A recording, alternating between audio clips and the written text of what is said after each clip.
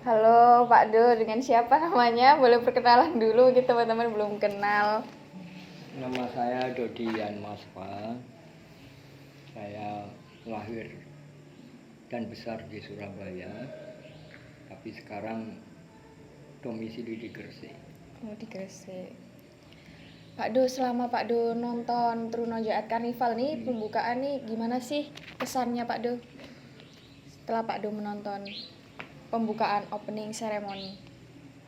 Ya, apa ya, teman-teman sudah sudah mulai punya mindset bayangan bahwa kesenian itu tidak harus idealis.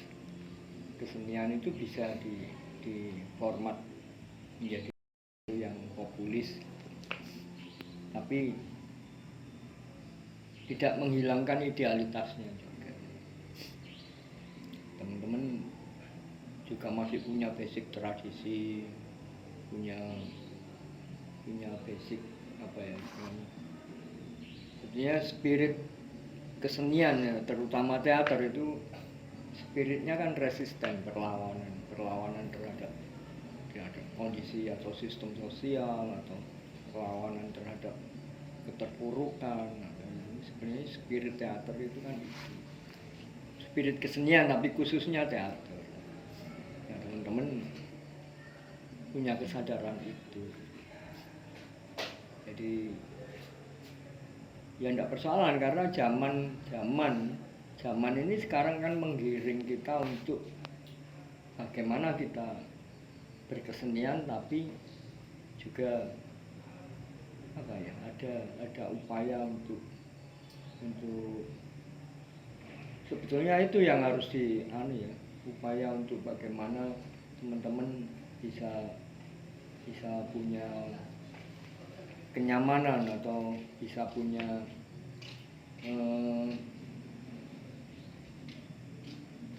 penghasilan sebagai upaya untuk kerja kreatifnya.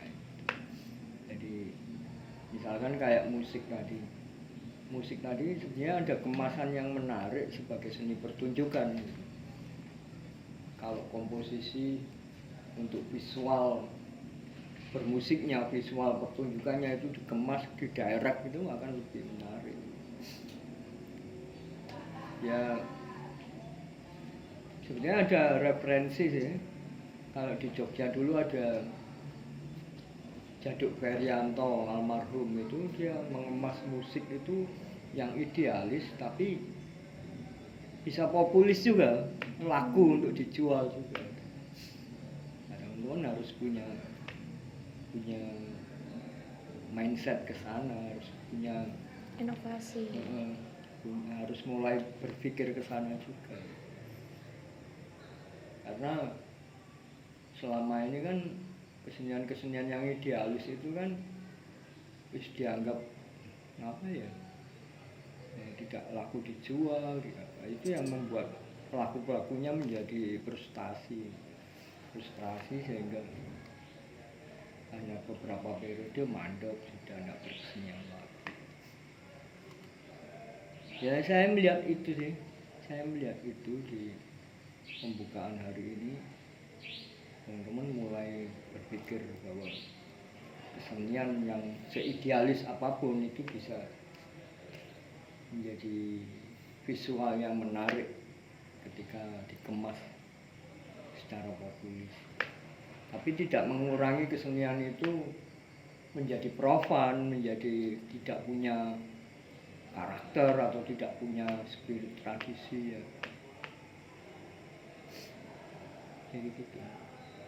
Jadi teman-teman, Pak Do ini juga kurator ya di acara Truno Jaat Karnival ini.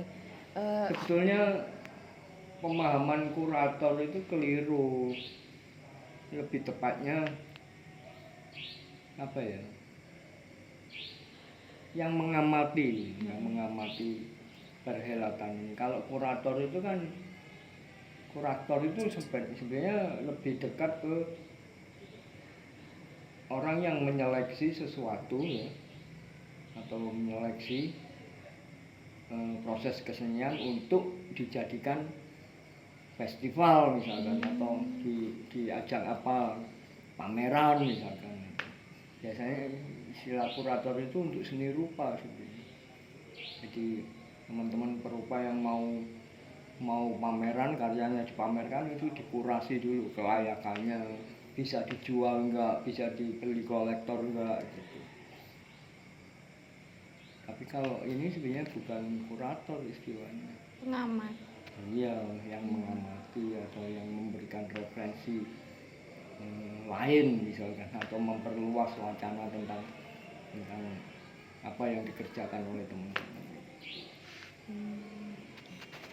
Terus menurut Pak Do, apa sih pesannya untuk Trunojo Art Carnival, terkhusus untuk Nanggala ke depannya? Kan ini juga memperingati Disnatalis UKM Seni Nanggala juga. Ya apa ya, kalau saya selama ini kalau berkesenian itu saya selalu berpikir bahwa karya seni itu bisa futuristik, mampu membaca zaman gitu. Karena saya mempelajari kesenian ya di teater itu ya, itu dari orang-orang dulu, orang-orang berapa abad yang lalu gitu, berapa tahun yang lalu, itu sampai sekarang masih dibaca, masih dipelajari. Misalkan Albert Camus, terus apa Nietzsche atau Jean Paul Sartre, karya-karyanya kan sampai sekarang masih dipelajari, apalagi seniman-seniman muslim kayak Ziaduddin Attar gitu misalkan, yang menciptakan novel Musyawarah Burung-Burung, atau Gitanjali, Rabindranath Tagore. Itu tahun berapa, abad keberapa itu mereka membuat karyanya, sampai sekarang masih dipelajari.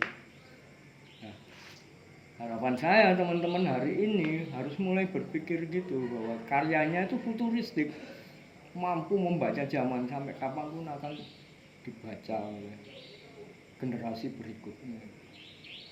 Nah, bagaimana menciptakan karya yang futuristik? Ini tahun depan aja sudah lupa kamu pertunjukan apa yang ditampilkan teman-teman hari ini, kan sudah selewat begitu aja. Nah, kalau intensitas berkaryanya serius tapi hanya menghasilkan karya yang seperti itu kan mubazir juga kan gitu.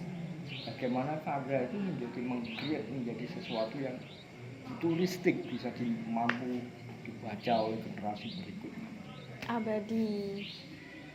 Iya. Karyanya menjadi abadi. Misalkan lagu Indonesia Raya. Lagu Indonesia Raya itu kan futuristik itu. Ismail Marzuki menciptakan lagu itu, dan terlepas kebetulan dijadikan lagu kebangsaan ya, karya-karyanya yang lain tuh misalkan Bengawan Solo itu Gesang itu sampai kapanpun akan didengar orang itu. Iya kan, itu karya yang futuristik. Teater misalkan Waiting for Godot Samuel Beckett, itu tahun berapa itu dia menciptakan pertunjukan itu, sampai sekarang masih dipelajari itu. Bagaimana mazhab keaktorannya, bagaimana pola penyutradaraannya, kemudian bentuk naskah yang absurd, sampai sekarang masih dipelajari. Di institusi kesenian jurusan teater itu masih mempelajari itu. Samuel Beckett dengan Waiting for Godot-nya, Jean Paul Sartre dengan Heus-Clus-nya Pintu Tertutup, Albert Camus dengan Mitos Sisyphus-nya, itu masih dipelajari sampai hari ini. Itu karya-karya yang futuristik. Semoga nanti Nanggala kedepannya bisa menciptakan karya yang abadi dan akan dikenang terus. Makasih ya Pak Do. Sampai berjumpa di Trunojo Art Carnival hari kedua. Kasih Pak.